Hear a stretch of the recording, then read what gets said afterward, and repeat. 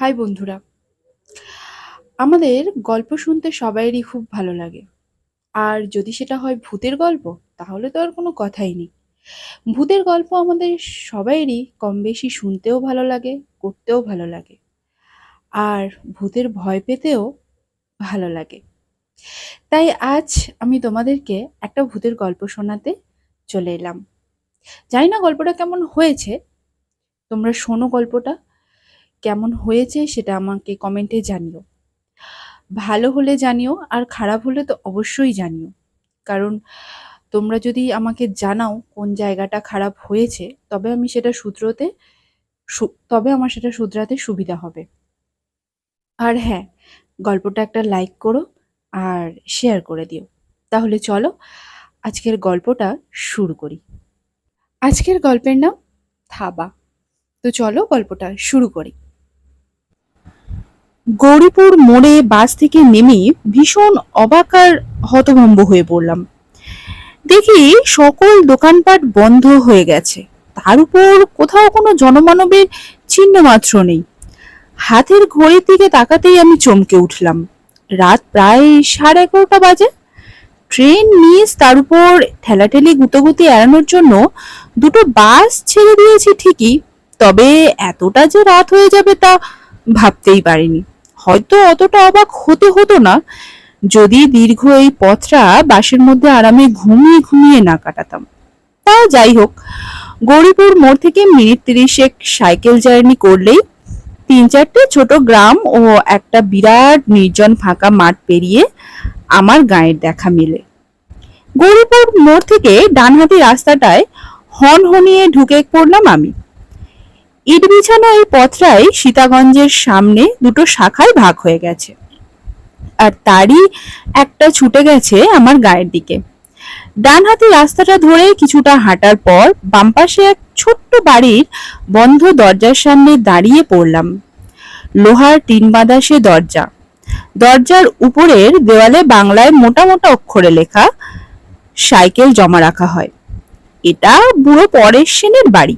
যারা কাজ কর্ম, লেখাপড়া ইত্যাদির তাগিদে গাঁ ছেড়ে শহরের দিকে যায়, তারা প্রায় সকলেই এখানে তাদের সাইকেল আর মোটর সাইকেলগুলো জমা রেখে যায়। ভাড়া খুবই কম, সাইকেলের প্রতি 5 টাকা আর মোটর সাইকেলে 10 টাকা। বাড়ির টিনের দরজায় কয়েকবার সজোরে আঙুলের টোকা মেরে দিলাম, কিন্তু কোনো সাড়া মিলল না। শীতের ঠান্ডা হাওয়ায় দাঁতে দাঁতে কাঁপুনি ধরাচ্ছিল। মাথার মাফলারটা তাই আরো শক্ত ও কায়দা করে বেঁধে নিলাম। হাতের তালু দুটো ঘষতে ঘষতে ডাক দিলাম, কাকু, দরজা খুলুন, সাইকেলটা নেব। তারপর আরো কয়েকবার আঙুলে টোকা দিলাম, তাও কোনো কাজ হলো না। খুড়তুতো এক দাদাকে ফোন করার জন্য পকেট থেকে মোবাইলটা বের করে দেখি বেচারি খিদে পেটে কেঁদে কেঁদে কখন ঘুমিয়ে পড়েছে। এক বিরক্তিসূচক শব্দ করে দরজার দিকে ফিরে দাঁড়ালাম। দেখলাম ওপরে একটা কুঁজো কালো মূর্তি অন্ধকার ঠেলে দরজার দিকে এগিয়ে আসছে। কিছুটা সামনে আসতেই লোকটার হাতের হ্যারিকেনের মৃদু আলোয় তাকে স্পষ্ট চিনতে পারলাম। হ্যাঁ, দোকানি পরেশ সেন। এতক্ষণে আশ্বস্ত হলাম। মনের অনেক দুশ্চিন্তা দূর হলো, মাথাটাও খানিক হালকা হলো। বুড়ো পরেশ সেন হ্যারিকেনটা উঁচিয়ে ধরে আমার মুখখানা ভালো করে কয়েকবার দেখে নিয়ে কাঁপা কাঁপা গলায় বলে উঠল, ও তুমি তো এত রাত অব্দি কোথায় থাকো বাপু? আমি তেমন কিছু না বলে শুধু একটু হ্যাঁ হু দিয়ে তার পিছু পিছু ঘরে এসে ঢুকলাম। বুড়োর সারা শরীর কালো মোটা আরামদায়ক চাদরে ঢাকা, মাথায় মাংকি টুপি, পায়ে একজোড়া ছালোটা কালো বুট, আর চোখে সেই চেনা মোটা ফ্রেমের চশমাটা। কয়েক সেকেন্ড বাদে টর্চ হাতে দরজার বাইরে বেরিয়ে এসে সাইকেলে চড়ে বসলাম, আর তৎক্ষণাৎ বাড়ির মোটা লোহার দরজাটা সশব্দে বন্ধ হয়ে গেল।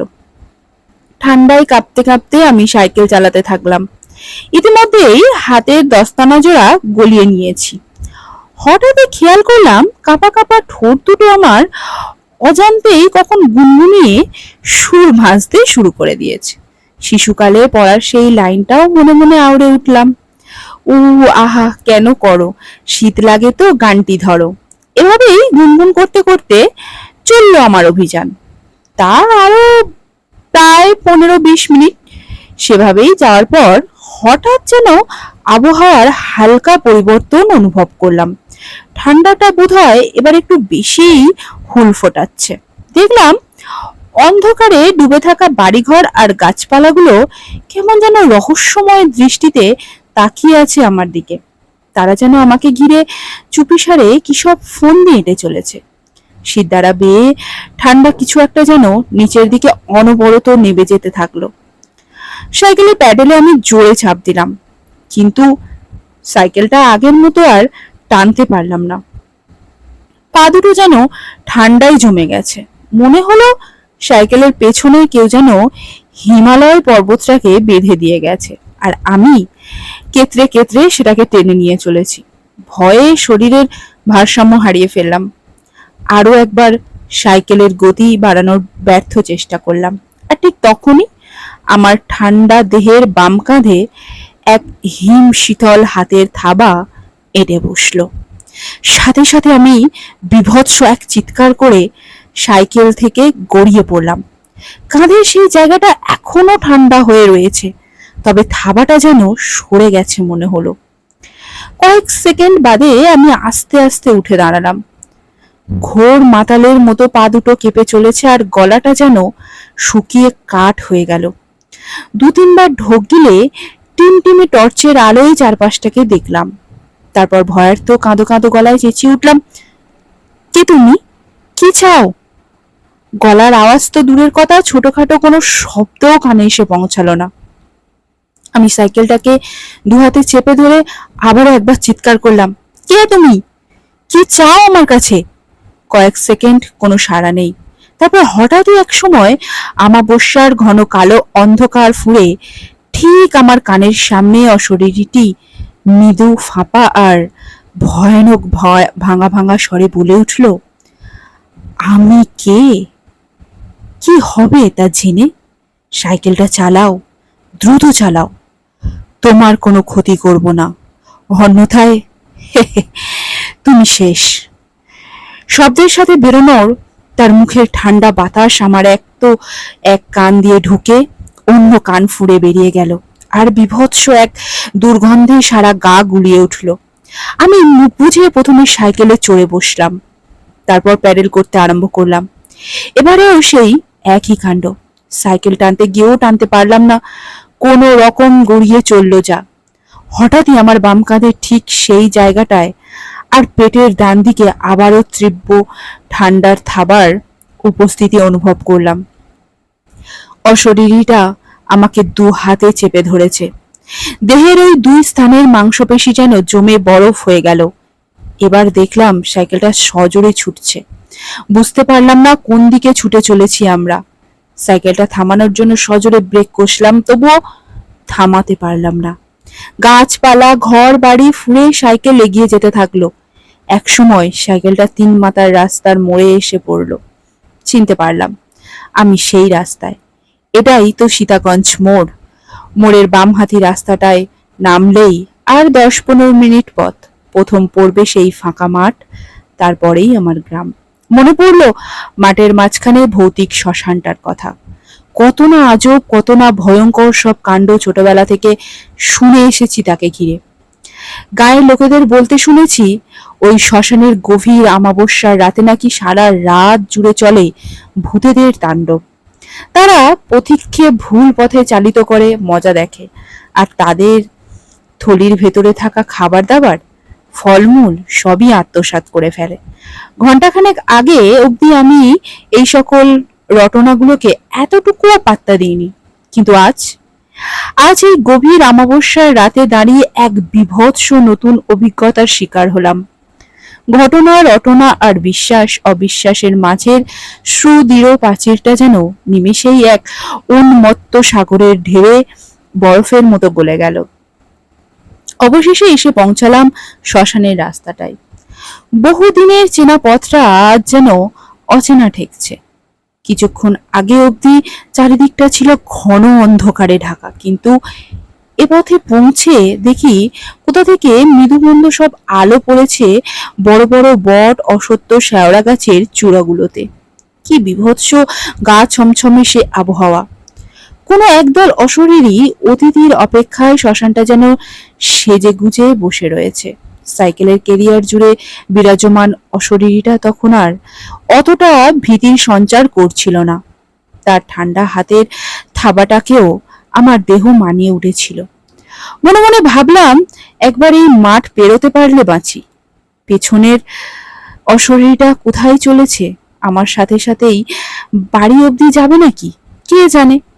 এই সকল ভাবতে ভাবতেই হঠাৎই এক জোরালো ঠেলা খেয়ে আমি সাইকেল থেকে ছিটকে রাস্তায় গিয়ে গড়িয়ে পড়লাম শ্মশানের উল্টো দিকের নিচু মাঠে। মাঠের মাঝে চিৎ হয়ে পড়েই দেখলাম রাস্তার পাশে ঝুলে থাকা বটের ডালটা ধরে কেউ যেন হুড়মুড় করে গাছে চড়ে বসলো। এতক্ষণ সঙ্গে সঙ্গে আসা অশরীরীটাই হবে হয়তো। তারপর হঠাৎই শ্মশানের সমস্ত গাছপালা জুড়ে এক জোরালো আলোড়ন শুরু হলো, সাথে বিকট সব চিৎকার। সহস্র অশরীরীর দাপাদাপিতেই বোধহয় গাছের ডালগুলো হুড়মুড় করে একসাথে ভেঙে পড়লো। মাঠ ঘাট সব কাঁপতে শুরু করলো, আর ঘাস বিছানো সমতল মাঠটা অজস্র ফাটলে ভরে গেল। পায়ে ভর দিয়ে উঠে দাঁড়ানোর সামর্থ্য ছিল না আমার, তবু বহু কষ্টে কোনো রকম উঠে কাতরাতে কাতরাতে বাড়ি ফিরলাম। মুখ হাত পাটা ভালো করে ধুয়ে নরম বিছানায় শরীরটাকে টান টান করে মেলে দিলাম। সারা দেহে অসহ্য ব্যথা। থার্মোমিটারে দেহের তাপমাত্রা ধরা পড়ল 105°F। পরদিন সকালে ঘুম থেকে উঠে দেখলাম গায়ের ব্যথার বিন্দুমাত্রও নেই, শরীরের তাপমাত্রাও পুরোপুরি স্বাভাবিক। কালকের ঘটনাও কাল ততটা দগদগে ঠেকছে না। দেখলাম আমার সাইকেলের কিছু কিছু অংশ বেঁকে গেছে। ইতিমধ্যে মা হাতে ব্যাগটা দিয়ে গেল বাজারে যাওয়ার জন্য। আমিও তৎক্ষণাৎ ব্রাশটা সেরে নিয়ে বাজারে বেরিয়ে পড়লাম। হাটটা বসে সীতাগঞ্জের মোড়ে, সেখানেই চলেছি। সেই একই পথ। কয়েক মিনিট পর শ্মশানের রাস্তাটায় এসে পৌঁছালাম। সাইকেল থামিয়ে শ্মশানটাকে ভালো করে দেখতে লাগলাম, কিন্তু সেখানে অস্বাভাবিক কিছুই খুঁজে পেলাম না। গাছগুলো আগের মতোই ডালপালা ছড়িয়ে দাঁড়িয়ে আছে, আর ঘাস বিছানো মাঠটাও রয়েছে আগেরই মতো সমতল। আমি আর কিছুই ভাবতে পারলাম না। মাথাটা আবার ভার হয়ে আসতে থাকলো। শ্মশানটা ছেড়ে আসার সময় দেখি মাঠের গাছপালা, বেটে বেটে ঘাস আর লোহার চুলিটা আমার দিকে ঘাড় ফিরিয়ে সমানে হেসে চলেছে। বন্ধুরা, গল্পটা আজ এত পর্যন্তই।